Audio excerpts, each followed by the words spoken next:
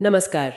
आज हम भारत की एक बेहद प्रभावशाली राजनीतिक शख्सियत इंदिरा गांधी के जीवन और उनकी विरासत पर थोड़ी गहराई से बात करेंगे। जी हाँ।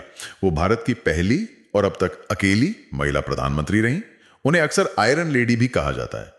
तो हम आज जो उपलब्ध जानकारी है उसके आधार पर उनके सफर को समझने की कोशिश करेंगे। मतलब उनके शुरुआती जीवन से लेकर राजनीति में आना, फिर प्रधानमंत्री बनना। बिल्कुल। और फिर वो अहम पड़ाव जैसे 1971 का युद्ध, आपातकाल, ऑपरेशन ब्लू स्टार और आखिर में उनकी दुखद हत्या तक। ये जानना दिलचस्प होगा कि उनका बचपन जिस माहौल में बीता उसने उन्हें कैसे गढ़ा होगा। हाँ बिल्कुल। देखिए, इंदिरा नेहरू का जन्म 19 नवंबर 1917 को इलाहाबाद में हुआ था। जवाहरलाल नेहरू की वो इकलौती संतान थी। और घर आनंद भवन तो स्वतंत्रता संग्राम का एक केंद्र था। जी हाँ। तो बचपन से ही उन्होंने बड़े बड़े नेताओं को देखा, बातचीत सुनी, यहां तक कि बचपन में एक वानर सेना जैसा समूह भी बनाया था बच्चों का। अच्छा, वो क्या था?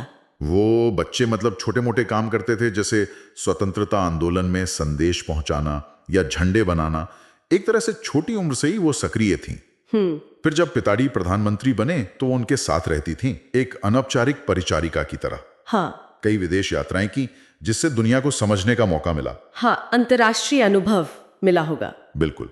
फिर 1959 में वो कांग्रेस अध्यक्ष बनी और 1964 में शास्त्री जी की सरकार में सूचना और प्रसारण मंत्री भी रहीं। और फिर 1966 में शास्त्री जी के अचानक निधन के बाद हाँ, तब उन्होंने मोरारजी देसाई जैसे दिग्गज नेता को पीछे छोड़कर प्रधानमंत्री का पद संभाला। यह अपने आप में एक बहुत बड़ा राजनीतिक कदम था। प्रधानमंत्री बनने के बाद उनकी मुख्य नीतियां क्या रहीं?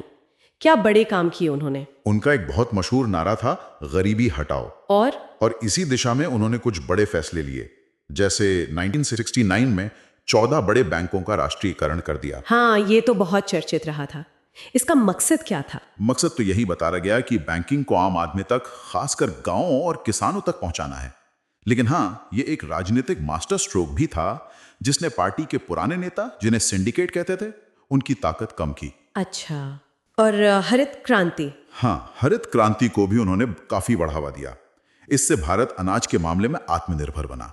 हालांकि यह भी कहा जाता है कि इसका फायदा कुछ खास इलाकों को ज्यादा मिला। और वो प्रिवी पर्स का मुद्दा? जी, जो पुरानी रियासतों के राजाओं को विशेष भत्ता मिलता था, उसे खत्म किया।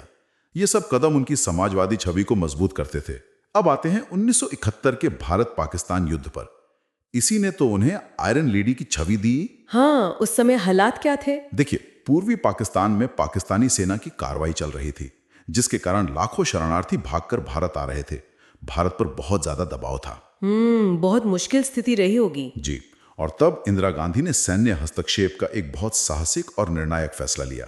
और युद्ध का नतीजा? नतीजा जबरदस्त था। सिर्फ 13 दिनों में युद्ध खत्म हो गया। 16 दिसंबर 1971 को ढाका में करीब 93,000 पाकिस्तानी सैनिकों ने सरेंडर किया। 93,000? ये तो बहुत बड़ी संख्या है। हाँ, शायद दूसरे विश्व युद्ध के बाद यह सबसे बड़ा सैन्य आत्मसमर्पण था। और इसी के बाद बांग्लादेश एक आजाद देश बना। और आयरन लेडी नाम?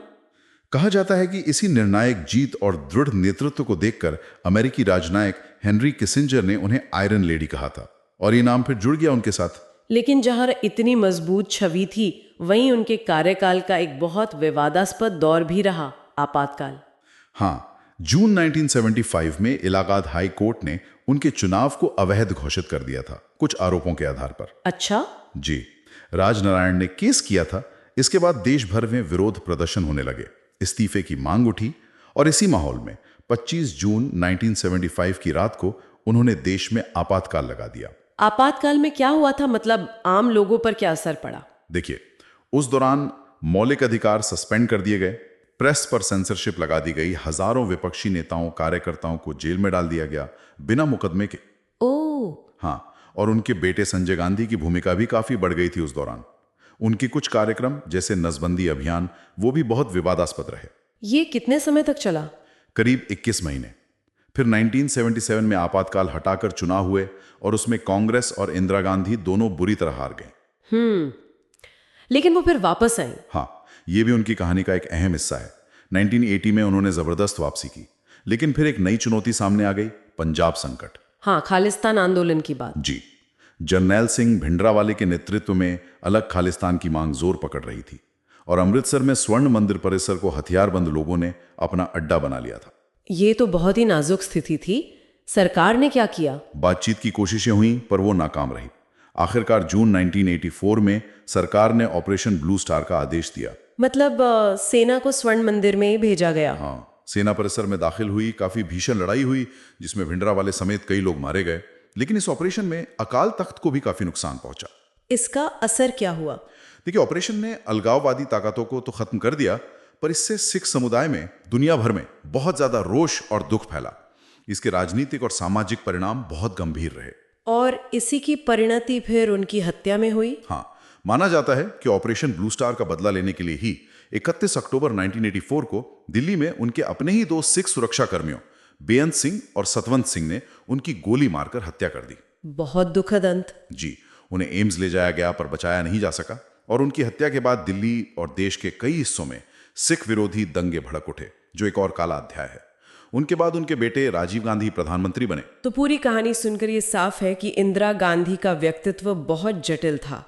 मतलब एक तरफ उनकी दृढ़ता, उनके बड़े फैसले जैसे 1971 का युद्ध, बैंकों का राष्ट्रीयकरण, हाँ, और गरीबों के लिए चिंता, पहली महिला प्रधानमंत्री होना, ये सब बातें उन्हें प्रेरणादायक बनाती हैं कई लोगों के लिए। बिल्कुल। लेकिन दूसरी तरफ आपातकाल है, ऑपरेशन ब्लू स्टार जैसे कठोर कदम है जो उनकी विरासत पर सवाल खड़े करते हैं। सही कहा, उनकी विरासत मिली जुली है, इस पर बहस आज भी होती है।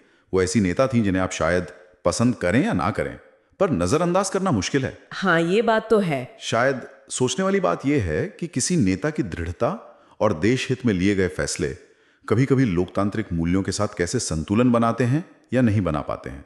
ये एक ऐसा सवाल है जो उनकी कहानी हमें सोचने पर मजबूर करती है।